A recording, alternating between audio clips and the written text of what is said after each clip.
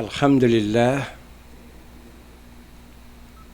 Alhamdulillahi Rabbil Alamin. Wassalatu wassalamu ala Rasulillah. Assalamualaikum warahmatullahi wabarakatuh. Pagbati po, magandang hapon muli sa inyong lahat. Muli po ay nandirito na naman tayo minsan pa sa ating programang Islam ang Solusyon. Napapakinggan sa himpilang ito, Elizalde Broadcasting, tuwing araw po ng Huwebes, alas 2 hanggang alas 3 po ng hapon, Manila time. Ito po muli ang inyong kapatid sa pananampalataya, Salim Gemba. Para po sa inyong mga katanungan, komento o suwestyon, nandyan po sa inyong mga screen, 0927-927-9000 o kaya po ay 0919-6943095. Maganda po ang ating paksa. Karugtong po ito ng paksa natin last week. Ang part 1 po nitong ating lecture ngayon ay hanapin niyo lang sa YouTube, Islam ang Solusyon, episode 37. So itong lecture natin ngayon, episode 38. So magkarugtong po kasi hindi natin natapos last week. So ito ngayon, dudugtungan natin. Bago po natin dugtungan ay meron muna tayong good news. Opo, magandang balita. Sa darating po na Oktubre, insyaallah, unang Lunes po ng Oktubre, magkakaroon na po ng English edition ang Islam ang Solusyon. Bilang parangal sa atin ng Elizalde Broadcasting. Opo, ang ating kapartner Elizalde Broadcasting ay binigyan ang programang Islam ang Solusyon ng English edition po. Maganda po yan. Para nang sa gayon, yung mga hindi marunong managalog sa abroad ay English naman. So, ang mangyayari po na programa natin, starting po sa Oktubre 2022, siyempre. Lunes, English edition. Tapos po, Huwebes, Tagalog edition. Yung original na ating programa. Inshallah. So, yan po, abangan. Oktubre po. Inshallah. First Monday, start natin. Okay, ngayon po, ituloy natin yung ating lecture. Tungkol po ito sa napaka-espesyal po na prayer. Hindi ito obligadong prayer. Hindi ito compulsory na prayer, tahajjud. Ito po ay voluntary, optional. Pwede mong gawin, pwedeng hindi. Hindi katulad ng obligado na prayer na kapag hindi mo ginawa ay mayroong kang parusa. Pag ginawa mo, mayroong kang gantimpala. Dito po sa optional prayer, voluntary prayer, pag hindi mo ginawa, wala kang parusa, pero pag ginawa mo, mayroon kang gantimpala. Okay. So, ito po ang ating topic ngayon, tahajjud. Huminto po tayo last week doon sa nakapag-wudu ka na. So, nakapag-ablution ka na at magsasagawa ka na ngayon ng tahajjud. Considering po na ikaw ay nakapag-ablution na, nakapaghugas ka na, umpisahan mo ang tahajjud sa pamagitan ng dalawa. Mabilis, maigsi, dalawang mabilis, maigsi na rakaat. Unit ng prayer. Sa Islam kasi, ang prayer namin ay may patayo, may payukod, may patirapa, may paupo.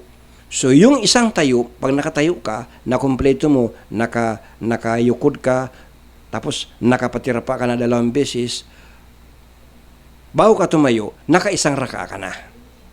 So, ibig sabihin po, ang ating prayer sa Islam, divided into rakaat, units. Bawat tayo isang rakaah. So, considering po na tapos ka na mag-ablution, magsasagawa ka ng unang 2 rakaah. Na mabilis at saka maigsi.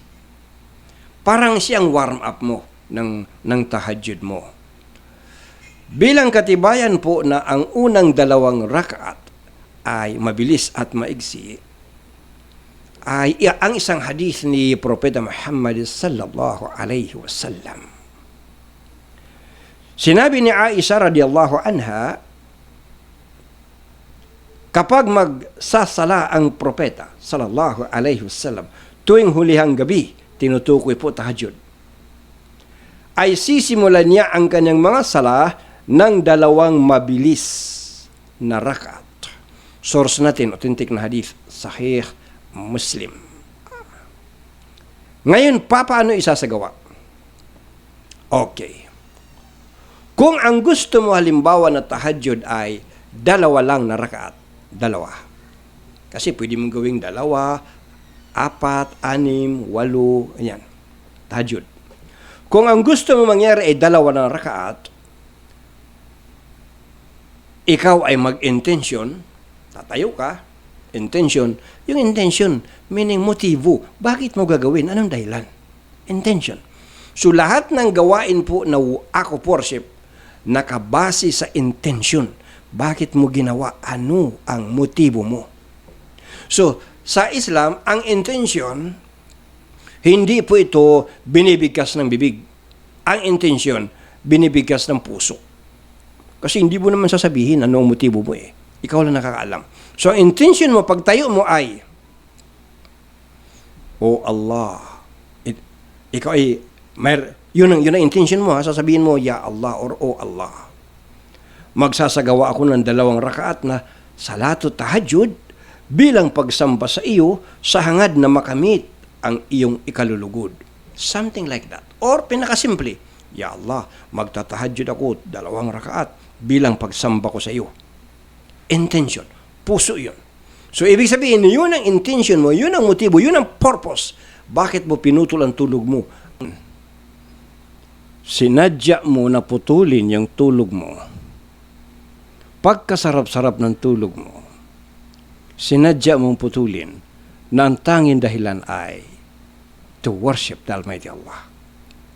So, doon pa lang sa higaan na mayroon ka na intention. Lalo na pagtayo mo, nagkaroon ka na intention. Okay. Pagkatapos po ng unang 2 rakaat na mabilis, maigsi, pwede mo nang pahabain. Pwede mo nang basahin yung mahahaba na mga surah, mahahaba na chapter ng Quran, bilang kasunod matapos mong basahin ang Suratul Fatiha.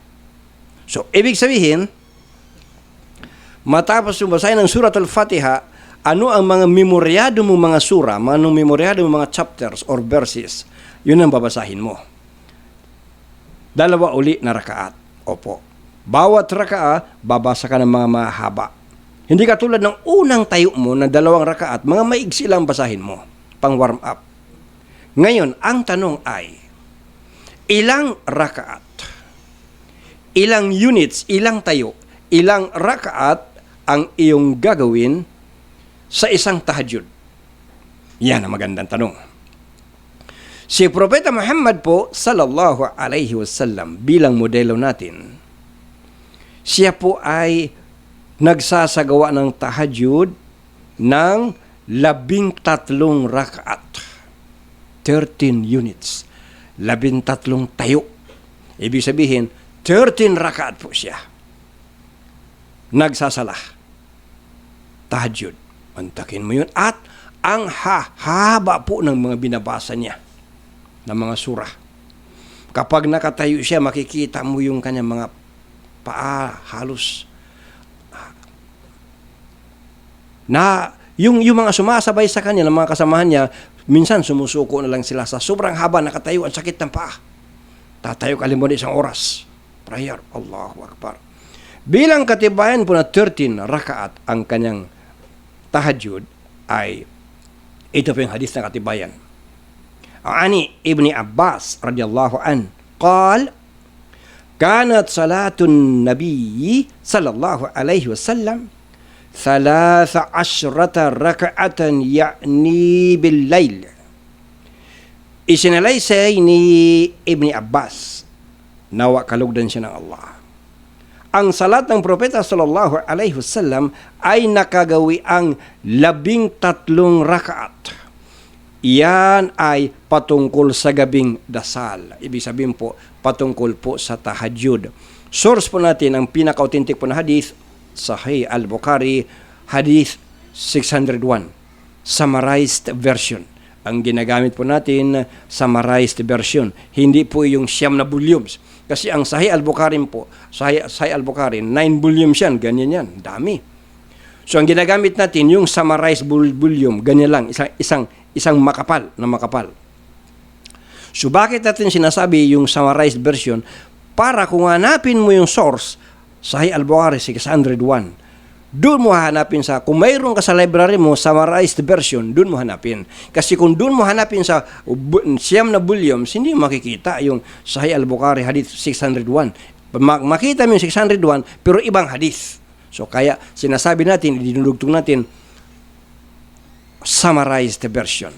So ito yung katibayan na si Propeta Muhammad sallallahu alaihi wasallam kapag po nagsasala, panggabing sala, pangtahajjud na sala ay 13 rakaat. Isa pang katibayan.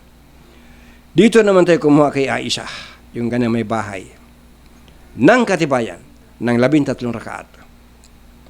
An Aisha radhiyallahu anha qalat, kana an-nabiyyu sallallahu alaihi wasallam yusalli min al-layli 13 raka'atan minha al-witru wa raka'at al-fajr. Malapit-lapit po napakahulugan. Isinalay siya ni Aisha radhiyallahu anha, nawakalugdan siya ng Allah. Kinagawian ng propeta sallallahu alaihi wasallam ang 13 rakaat ng gabing dasal, at iyan ay kasama ang witr at 2 rakaat ng salatul fajr. Source natin, pinaka-authentic po na hadith, Sahih al-Bukhari, hadith number 602, summarized version. Ngunit, pwede naman ang sayo lang 10 na rakaat, tapos isang witr.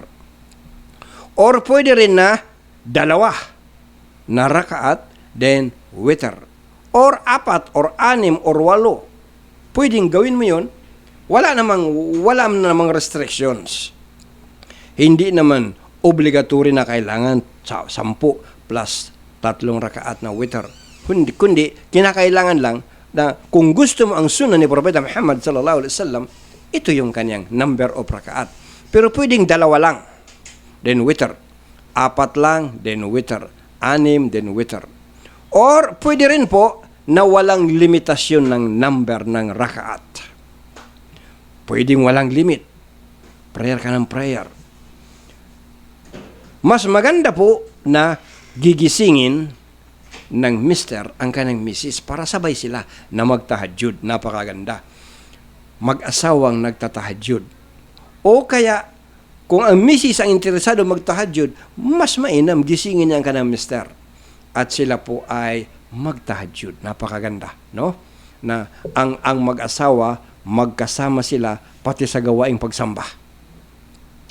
Pag hindi po magising ang misis, pwede po na kumuha ka ng tubig, wisikan mo yung mukha. Wisik lang naman. Alam mo, napakadali mo magising pag winisikan yung mukha. Huwag mo naman buhusan, wisik lang. Iba yung buhos sa wisik.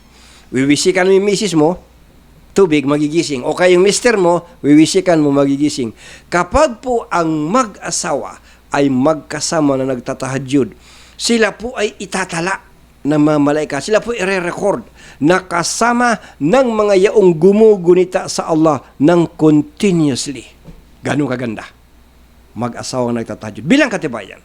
Bilang katibayan na kapag magkasama po ang mag-asawa na nagtatahajjud, ay itinatala ng mga anghel na sila ay kasama ng mga yaong mga banal na nag-aalaala, naggugunita, nagdidikir, ginugunita nilang Allah continuously.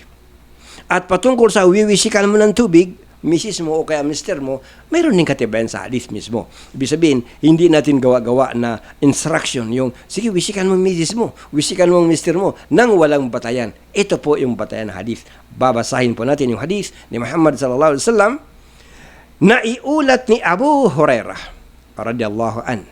Ibig sabihin po ng radiyallahu an, nawa kalugdan siya ng Allah. Yung kanyang mga kasamahan, mga companion, kapag po, mga sahaba, kapag po binanggit natin sila, idinudugtong natin, nawa kalugdan sila ng Allah. Radiyallahu an. Naiulat ni Abu Hurairah, radiyallahu an, ng propeta, sallallahu alaihi wasallam, ay nagsabi, malapit-lapit na pakahulugan, pagpalain nawa ng Allah ang lalaki na gumigising sa gabi upang magdasal at ginigising ang kanyang may bahay at kung tumutol itong bumangon, winiwisikan ng tubig ang mukha nito. So, legit pala yung wiwisikan mo yung misis mo. At pwede rin, misis ang magwisik sa mister. Ito yung karugtong ng hadis. Hindi lang mister ang pwede magwisik. Pwede rin misis. Karugtong. At pagpalain nawa ng Allah ang babae na bumabangon sa gabi upang magdasal at ginigising ang kanyang mister at kung tututol ito, winiwisikan ng tubig ang mukha nito. Nakita mo? So, pwede si lalaki magwisik kay misis, pwede si misis magwisik kay mister. Okay, karugtong ng hadis. Sinabi rin ng propeta sallallahu alaihi wasallam, kapag ang lalaki ay ginising ang kanyang asawa at nagdasal sa gabi o nagdasal na magkasama silang dalawa, ay itatala sila nakasama ng mga yaong kalalakihan at kababaihan na tuloy-tuloy na gumugunita sa Allah. Source po natin, Abu Dawud at iba pa ng may pagkakarugtong po na sahih. Okay. Punto numero 4. Dito na po tayo sa the best time na magtahajjud. Ano ang pinakatumbok na oras sa gabi na ikaw ay gigising, puputulin mo ang tulog mo upang ikaw ay makiusap sa Panginoong Allah. Magtahajjud. Ano? Ano ang time? Okay, ito po. Last third portion of the night. Pang last third portion of the night. Paano natin bro sinusukat yung last third portion? Ano ba ang gagamitin? Okay, mamaya po ha, isi-simplify natin para madali mo matutunan. Paano natin sinusukat yung last third portion of the night? Bago natin po yan sukatin ay basahin muna natin yung katibayan. Hadith. Bilang katibayan na last third of the night. Ito po. An Abi Hurairah radhiyallahu an anna Rasulullah sallallahu alaihi wasallam qala yanzilu rabbuna tabaraka wa ta'ala kulla laylatin ila as-sama'i dunya hina yabqa thuluthul laylil akhiruh yaqulu man yad'uni fa astajib lahu man yas'aluni fa u'tiyahu man yastaghfiruni fa'agfira lahu. So, ito po yung katibayan. The last third of the night. At ito rin po yung katibayan na nagtatanong Allah, sino ba sa inyo ang gising? Nananawagan sa akin para tugunan ko. Sino ba sa inyo ang gising? Na humingi ng tawad para patawarin ko. Ito po. Ito yung kompletong translation. Malapit-lapit na pakahulugan. Isinalay si Abu Hurairah, nawa kalugdan siya ng Allah.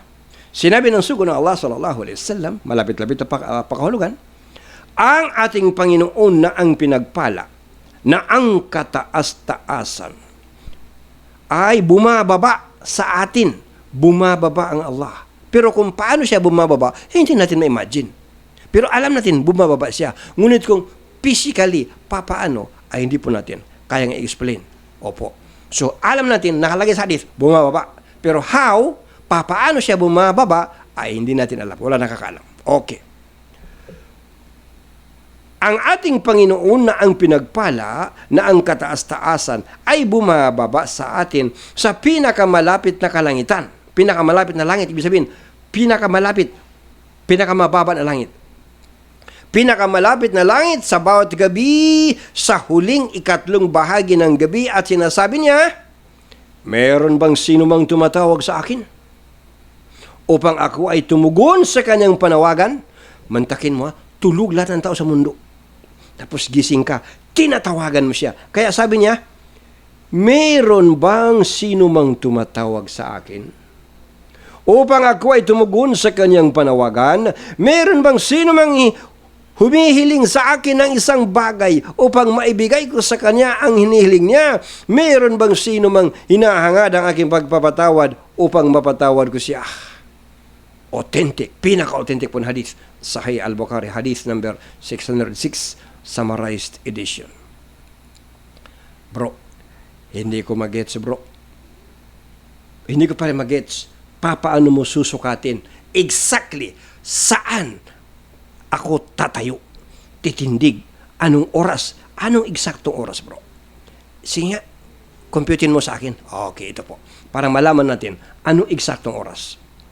Para mas madali po ay ganito. Ito yung gabi. Ito yung oras ng buong magdamag. Ito. Hatiin mo sa gitna. Hatiin mo sa gitna. Tapos, yung pangalawang hatiin mo rin sa gitna. Itong gitna, ito ang best time para magtahajjud. Paano yun, bro? Paano yun? Aha. Ganito po sa Islam. Ang gabi ay pumasok once na lumubog na yung araw.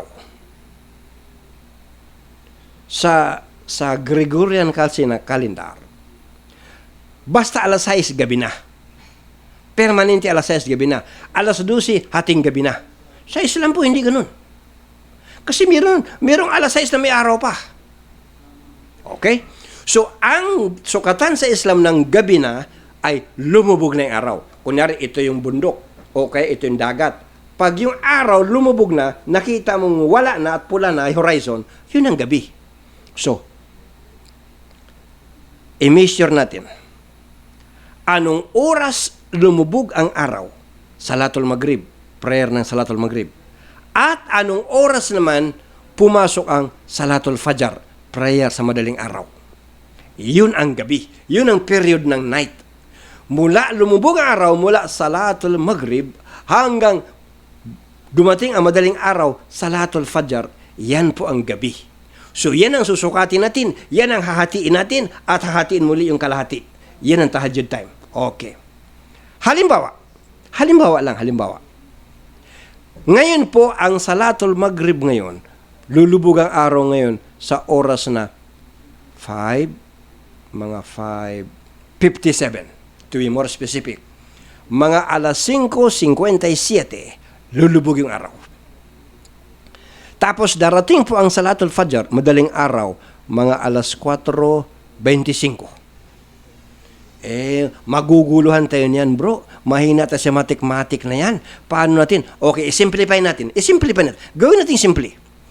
Gawin natin na lumubog ang araw alas 6. Huwag natin gawing alas 5:57.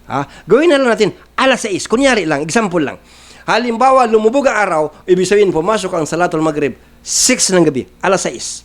Then, ipagpalagay natin na dumating ang Salatul Fajr, madaling araw, ng alas 5. Huwag ng alas 4:25. Gawin na lang natin alas 5. Halimbawa lang, para madali ang compute. Okay. Mula alas 6 na lumubog ang araw hanggang alas 5 na dumating ang madaling araw, ilang oras yun? Iyan po ay 11 hours. Mula alas 6, paglubog ng araw, hanggang alas 5 na madaling araw, 11 hours. Alas 6, alas 7, alas 8, alas 9, alas 10, alas 11, alas 12, alas 1, alas 2, alas 3, alas 4, alas 5. 11 hours ang gabi. So, ganun po ang mga Muslim mag-measure ng gabi. Mula paglubog ng araw hanggang madaling araw. Yan ang gabi. Okay. Ngayon, sabi natin, hatiin natin yung gabi. So, hatiin mo yung 11 hours. Nagiging 5 hours and 30 minutes. Yun ang kalahati. 5 hours and 30 minutes, then 5 hours and 30 minutes. Ibig sabihin, ang midnight, kung alas 6 lumubog ang araw, at ang Maghrib ay alas 5, ang Fajr ay alas 5, lumubog ang araw alas 6 at ang madaling araw alas 5, ang midnight po ay hindi 12, ang midnight 11:30. So yun ang kalahati ng gabi, 11:30. ng gabi, yan ang midnight. Yan ang tama na pagsukat ng gabi. Hindi yung 6 to 6, 6 to 12. Hindi pa yung midnight and 12 lagi. Hindi yan. 11:30, midnight. So mula 11:30 hanggang alas 5, hatiin mo uli. Okay. Mula 11:30 hanggang alas 5, ang resulta po, 2 oras at saka 45 minutes. Therefore, mula alas 11:30 hanggang alas 5, ang middle ay alas 2:15. The exact time na magtahajjud ay alas 2:15. Kung ang lubog ng araw alas 6 ng gabi at ang madaling araw alas 5, ang eksaktong tahajjud time is alas 2:15 ng umaga. Yan po yung hinati mo yung gabi plus hinati mo yung last part, 2:15. So, ganoon po mga kapatid sa pananampalataya mag-compute para madali mo i-compute paano mo matumbok yung exactly the best time magtahajjud, alas 2:15. Ulitin natin. Kung ang salatul maghrib, lubog ng araw, alas 6. At ang salatul fajr, madaling araw, alas 5. Ang kalahati ng gabi, midnight, 11:30. At hatiin mo ang kalahati ng gabi hanggang alas 5, 2:15. Alas 2:15. That is the best time na magtahajjud. Alas 2:15. Gising ka para lang sambahin ang Panginoong Allah. Para po sa mas detalyado pang paliwanag po, panoorin din yung part 2 nitong lecture natin. Kasi itong lecture natin part 1 ng lecture natin. Kasi itong lecture natin ngayon part 2. Doon po sa part 1, nakalagay roon yung kahalagahan ng tahajjud. Nakalagay roon. Nakalagay rin doon ano yung mga binabasa. So, doon sa part 1. So, kung gusto mo na mas komprehensibo, panoorin mo pati part 1. Paano mo hanapin ang part 1? I-type mo lang sa YouTube, Islam ang Solution, episode 37. Itong lecture natin ngayon, episode 38. Tama ba? Opo. So, 37 nakaraan, 38 tayo ngayon. So, ito ang dalawang parts, part 1, part 2, para po lalong komprehensibo yung pag-aaral mo ng tahajjud. Saan ang katibayan mo, bro, na last third of the night? Yung compute mo na yan. Saan ang katibayan mo? Kinakailangan meron kang katibayan. Hindi pwede haka-haka, hindi pwede mga groundless na mga statement. Ito po ang katibayan. Tinanong ni Abu Muslim, si Abu Dhar, nawa kahabagan, nawa kalugdan sila ng Allah. Aling sala sa huling gabi, aling sala sa huling bahagi ng gabi ang pinakamainam, pinaka-the best. Sabi nito, tinanong ko ang sugo ng Allah sallallahu alaihi wasallam nang gaya ng itinanong mo sa akin at sinabi niya, ang yaong isinasagawa tuwing sa gitna ng huling bahagi ng gabi at napakailan lamang ang gumagawa nito. Hadith natin, source, Hadith Ahmad. Gitna ng huling bahagi. So ito yung gabi. Hinati mo. Ito yung huling bahagi. Gitna. Tandaan mo ito yung buong gabi. Oras, mga oras. Hinati mo. So ito ang first part, ito ang last part. Hatiin mo lang last part sa gitna. Itong gitna na ito po ang the best time magtahajjud. So, napakadali lang i-compute, di ba? Buong gabi, hatiin mo, at hatiin mo uli. Yan po ang pag-compute po ng tahajjud time para po nang sa gayon makita ninyo, ito kasi yung pinagpala na gabi. Ito yung gabi na bumababa ang mga anghel. Ito yung gabi na isinaalang-alang ng mga anghel. Ito po yung blessed night, blessed hour, iyang time of tahajjud. Na kung ang paglubog ng araw alas 6 at ang pagmadaling araw alas 5, ang the best time po magtahajjud alas 2:15. Pero pabago-bago po yan dahil pabago-bago ang lubog ng araw. May lubog ang araw alas 5:30. Mayroong madaling araw na alas 4:30. So, ibabase mo rin ang pag-compute. Kasi pabago-bago Minsan ang tahajjud time, the best tahajjud time, alas 2. Minsan ang the best tahajjud time, alas 2, 1:30. So, depende po sa anong oras lumubog ang araw at anong oras pumasok ang madaling araw. Yan ang computin mo, hatiin mo sa gitna. Yung pangalawang bagay, hatiin muli sa gitna. Yan po ang time. Okay. Tanong, hanggang kailan? Hanggang saan ang tahajjud? Hanggang saan sa gabi? Ibig sabihin, mayroong hangganan. Hindi buong gabi, kahit lagpas na, tahajjud pa rin. Hanggang saan na pwede magtahajjud? Ang sagot po, hanggang sa hindi pa po pumapasok ang Salatul Fajr. Hanggang sa hindi pa po pumapasok ang madaling araw. Pwede ka pang magtahajjud na magtahajjud. Basta hindi pa pumapasok ang madaling araw, hindi pa pumapasok ang Salatul Tahajjud, pwede kang hindi pa pumapasok ang Salatul Fajr, pwede kang magtahajjud ng magtahajjud ng magtahajjud. Maganda po, ha? At ito pong sala na ito ay mahirap po gawin. Bihira lang po talaga ang gumagawa nito. Napakabihira lang po ang gumagawa ng tahajjud. Mga Muslim po, napakakaunti lang po talaga ang gumagawa nito. At nawa, tulad ng sinabi natin sa part 1, pwede mong gawin ito once a month, o kaya once in 15 days, o kung kaya mong weekly. Bihira makakagawa nito araw-araw. At kapag ginagawa mo ito, huwag mong ipamamalita. Huwag mong sasabihin na, bro, alam mo na, puyat ako kagabi. Nagtahajjud ako eh. Wala ka ng gantimpala. Kasi, pakitang tao ng tawag doon. Ipinamamalita mo yung pinakasekreto mong worship. Pinakasekreto mong ibadah. Dapat yung mga gawaing act of worship, yung mga gawaing ibada, dapat inililihim mo. Hindi mo pinapaalam. Dahil kapag ipinapaalam mo, baka magiging pakitang tao yan. Ha? Baka ang maging intention mo para sumikat. Na pag-usap-usapan sa bayan, si Fulan, alam mo, nagtatahajjud gabi-gabi. Yan. So, mas mainam, wala kang sinasabihan ng mga kaibigan na ikaw ay nagtatahajjud. Subukan natin gawin ito once a week. Kung hindi kaya, once in 15 days. Kung hindi kaya, once a month. Kung hindi mo kaya, once in 3 months. Lalong-lalo na po kapag mayroong kang espesyal na hihingiin sa Allah subhanahu wa ta'ala, magtahajjud ka. Kasi yung binasa natin na hadith, bumababa siya. Sabi niya, sino sa inyo ang may kailangan, may panawagan, tutugunan ko. So, ibig sabihin, very special time na bumangon ka para worship sa Allah subhanahu wa ta'ala. Ano pa? Tatalakay natin bago tayo pumunta sa pangalawang topic ko. Hangganan ng oras hanggat hindi pa po pumapasok ang Salatul Fajr. Hanggat hindi pa pumapasok ang madaling araw, pwede kang magtahajjud. Opo.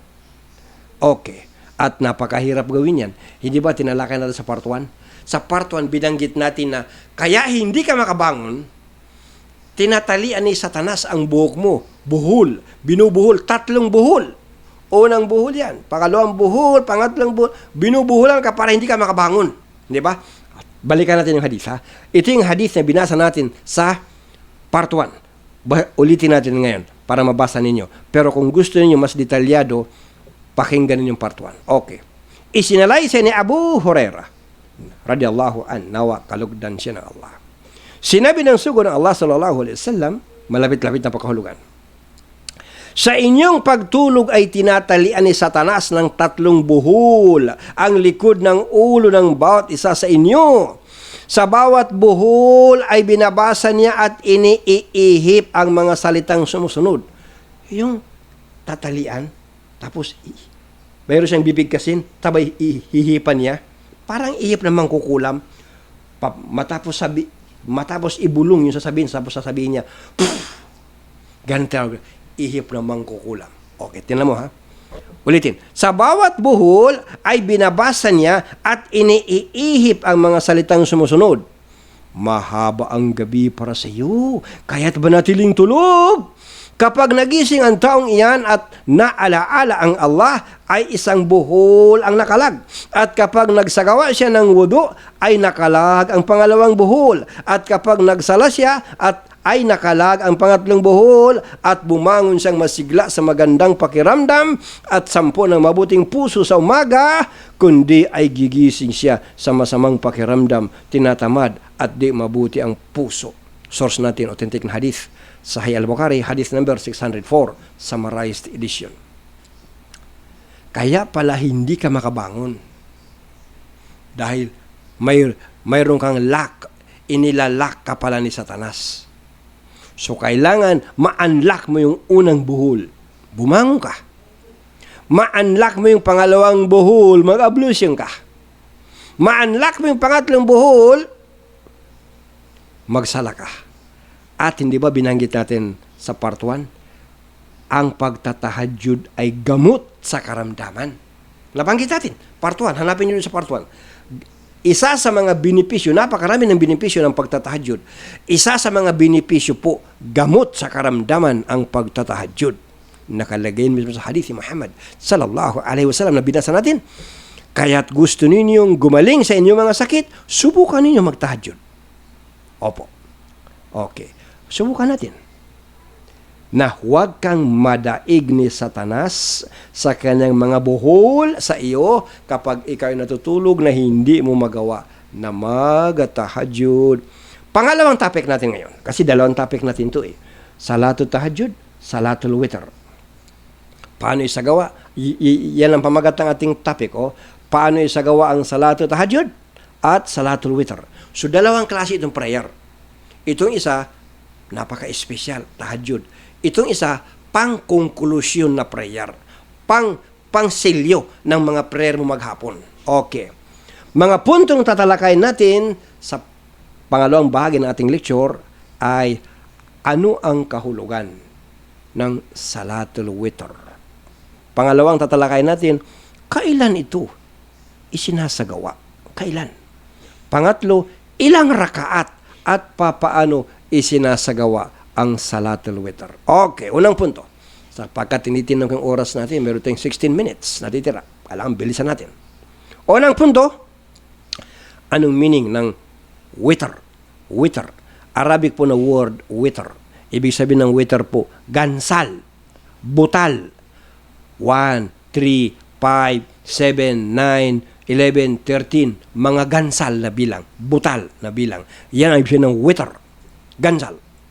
Ngayon, pag ini-apply mo sa salah, ang witr ay yaong 1 rakaat, 3 rakaat, 5 rakaat, 7 rakaat, 9 na rakaat, 11, 13, etc. Yan ang tinutukoy. Okay. Ito po yung isang voluntary prayer na isasagawa pagkatapos ng 2 rakaat ng sunnah ng salatul isha. Yung last na prayer natin sa gabi, salatul isha. Pagkatapos mo ng salatul isha, 2 rakaat na sunnah. Then, pagkatapos, 1 rakaat na witr. So, una muna, salatul isha na 4 rakaat. Then, pagkatapos ng 4 rakaat, 2 rakaat na sunnah. Then, witr. Ganun. Okay. Ang salatul witr po ay isinasagawa ni Propeta Muhammad sallallahu alaihi wasallam at hinihimok niya ang kamusliman, mga kasamahan, mga mananampalataya na isagawa rin ito. Bahagi po ito ng tinatawag na as-sunnah al-mu'akkadah. Ito yung sunnah na ginagawa ni Propeta Muhammad sallallahu alaihi wasallam para parati. Lagi niya itong ginagawa. Hindi na kinaliligta ang gawin.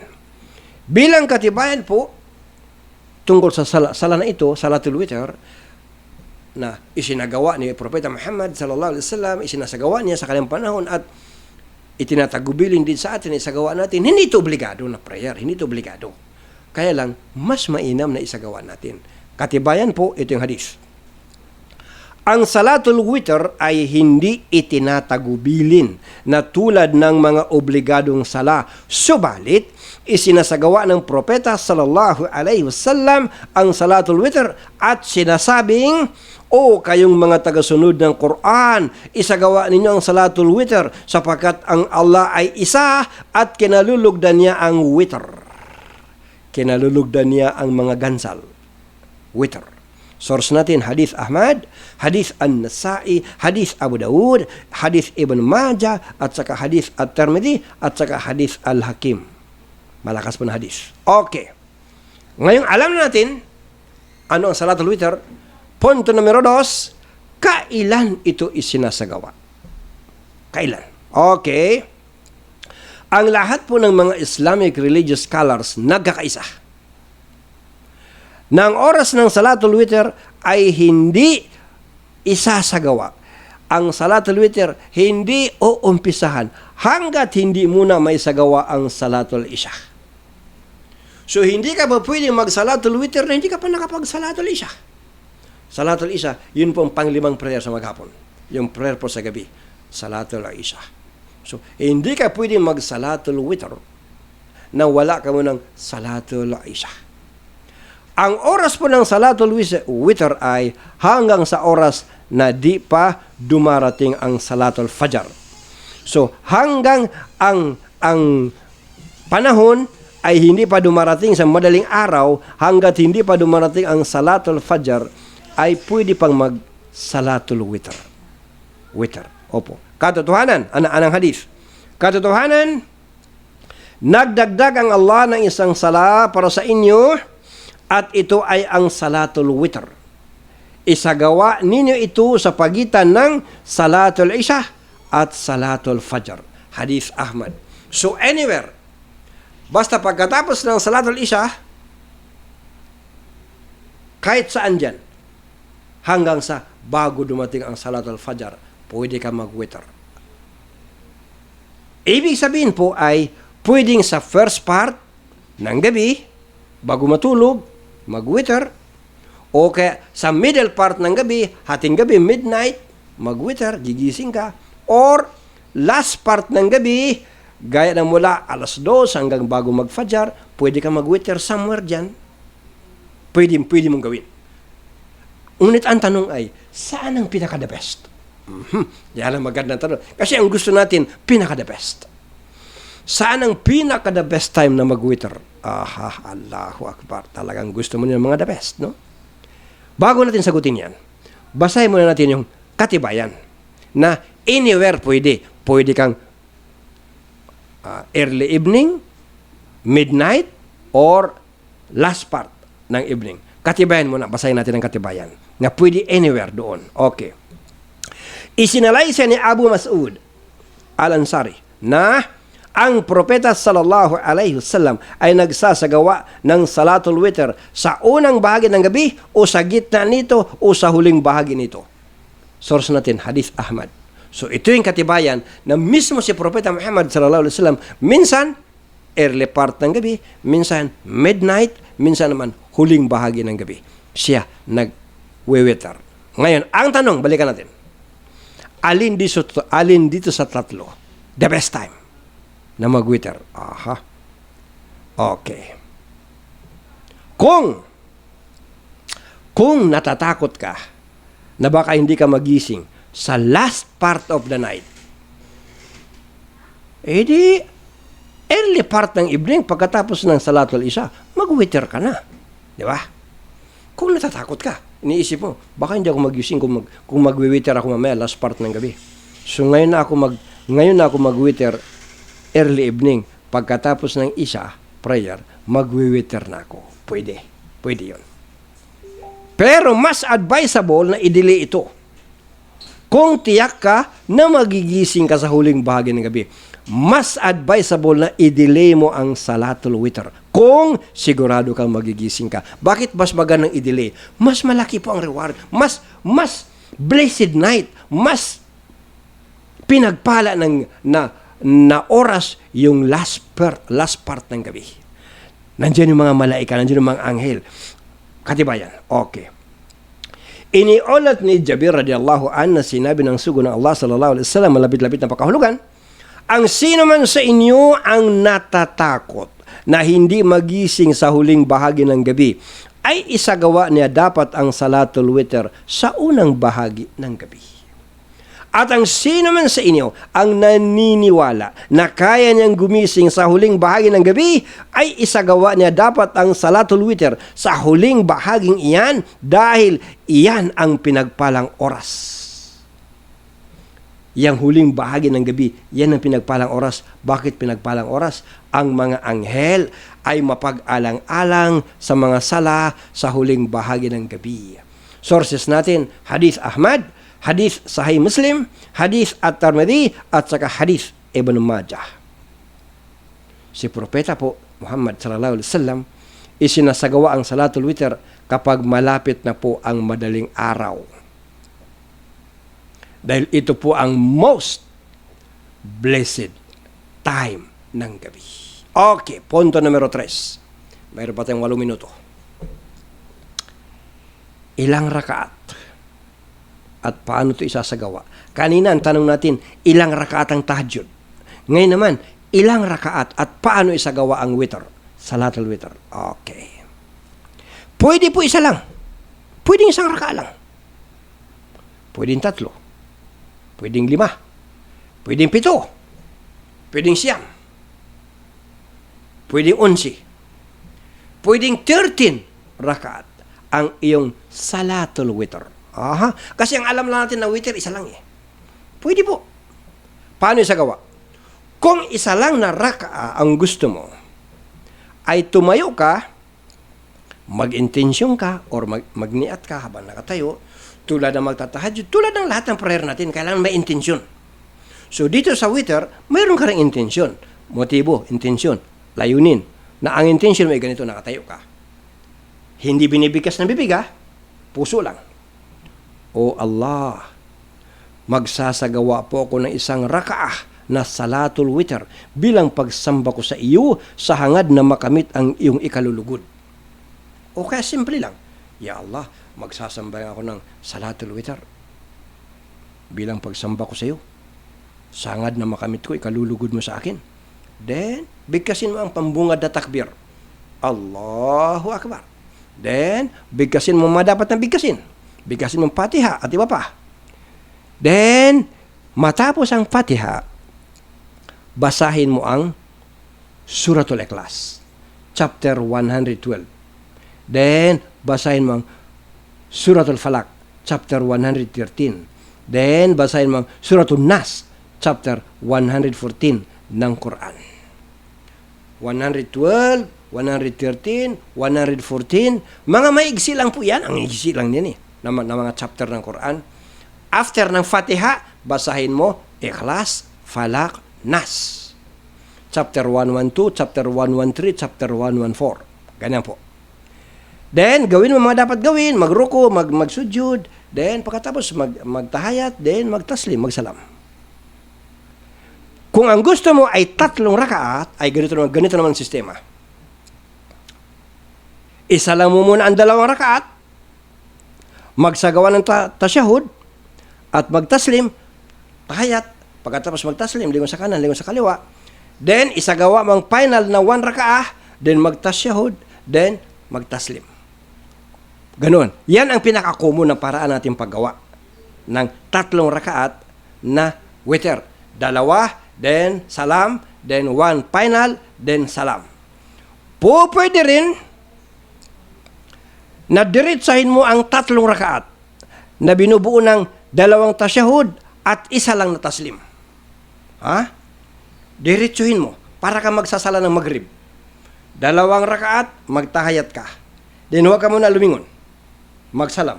Tumayo ka sa pangatlong rakaat, then tahayat uli, saka ka lumingon. Kanan, saka lumingon sa kaliwa. Para ka nagsala ng maghrib. Pwede rin yan. Pwede rin yan. Okay. Or, pwede ring 1 lang na tasyahud at 1 rin lang na taslim. Ano ibig sabihin?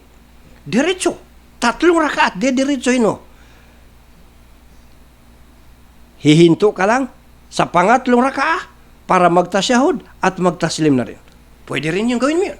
Ngayon mo lang ito narinig, Ngayon mo lang ito narinig. Pero lahat po ito nasa Fiqh Sunnah. Itong ating source, isa sa pinaka-standard na Islamic jurisprudence na aklat, Fiqh Sunnah. Pwede yung diretso. Unang rakaat, tayo ka. Pangalawang rakaat, tayo ka, diretso. Pangatlong rakaat, tayo ka. Then, saka ka magtahayat, then saka ka magtaslim. Pwede rin yun, ganoon. Ngayon mo lang narinig yan, na pwede. So, pwede po yan. Dito mo lang narinig sa programa na ito. Okay. Ganoon din kung 5 rakaat ang witr mo, 7, 9, 11, 13. Halimbawa, ang prayer mo ay 11 rakaat. Gusto mo ay pwedeng diretsoin mong walang hinto ang pagtayo at pagpapatira pa hanggang sa 10 na rakaah. So, mula unang tayo, pangalawa, pangatlo, pang-4, pang-5, pang-8, pang-9, pang-10, wala kang hinto. Then, pagdating ng 10, hinto ka. Rakaah. Hinto ka sa 10 rakaah at magtasyahud, pero wala mo ng taslim. Kundi, tatayo ka uli sa final na ika-11 na rakaah, magtasyahud muli at saka ka magtaslim. Pwede rin yun. Ngayon mo lang ito narinig. Hindi mo pa ito alam. Kaya nga maganda may programang ganito para malaman mo hindi mo pa alam. Ulitin natin, kung ang witr mo ay 11 rakaat, pwede mong diretsuin 10. Tayo una, pangalawang tayo, pangatlong tayo. Tandaan mo lang ang number, 10. Pang-10, tahayat ka. Pero huwag kang lumingon, huwag kang magtaslim, huwag kang magsalam. Pagkatapos magtahayat, diretso. Pang-11, then tahayat muli, then lingon sa kanan, lingon sa kaliwa. Ganon po. Or, pwede ring dala-dalawa. Tuwing makadalawa ka, tasyahud, taslim. Dalawa uli, tasyahud, taslim. Pwede rin, dala-dalawa. Then, isang one final rakaah na magtasyahud ka, then magtaslim. Pwede rin. Tandaan lang po na sa final rakaah, babasahin mo ang pagkatapos ng Fatiha, basahin mo ang Suratul Ikhlas, Suratul Falaq, Suratul Nas. 3 chapter. Chapter 112, 113, saka 114. Kung 3 rakaat lang ang gusto mong witr, ay preferable po na, halimbawa 3 lang. May 2 minuto pa. 3 lang na rakaat ang babasa, 3 lang na rakaat itatayo mo. Okay. Mas preferable na basahin mo sa unang rakaat pagkatapos ng Fatiha ang Al-A'la, chapter 87. Sa pangalawang rakaah, pagkatapos ng Fatiha, isunod mo ang Al-Kafirun, chapter 109. At sa final na one last rakaah, pagkatapos ng Fatiha, ay ang 3 Qul. Chapter 112, 113, 114. Lahat po ng mga ito ay lahat po nakabase sa standard po na katuroang Islam. Kaya't mga kapatid sa pananampalataya, hindi ka kakaba-kaba kapag pinanonood mo ang Islam ang solusyon na baka ang itinuturo natin ay hindi standard, substandard. Hindi po. Lahat po may batayan. Nawa ay nakapulutan na naman natin ng magagandang puntong aral ang ating tinalakay sa araw na ito. Opo. Ulitin po natin yung ating magandang balita bago tayo maalam. Starting po sa Oktubre, mayroon na pong English edition. Inshallah. Ang Islam ang solusyon. Opo, yan po ay parangal sa atin ng Elizalde Broadcasting. Opo, maganda po yan, ha? Maganda, abangan po natin. Opo, ang inyong abang lingkod, kailangan mag-practice na mag-English. Allahu Akbar. Ang layunin po rito ay para mas malawak pa ang marating ng ating mga standard na mga lectures. Hindi lang sa mga Tagalog-speaking people, maintindihan din ng mga English-speaking people saan mang bahagi, saan mang lupalop ng mundo. Inshallah. Ito po muli ang programang Islam ang Solusyon. Napapakinggan po sa impilang ito, Elizalde Broadcasting, tuwing araw po ng Huwebes, alas 2 hanggang alas 3 ng hapon.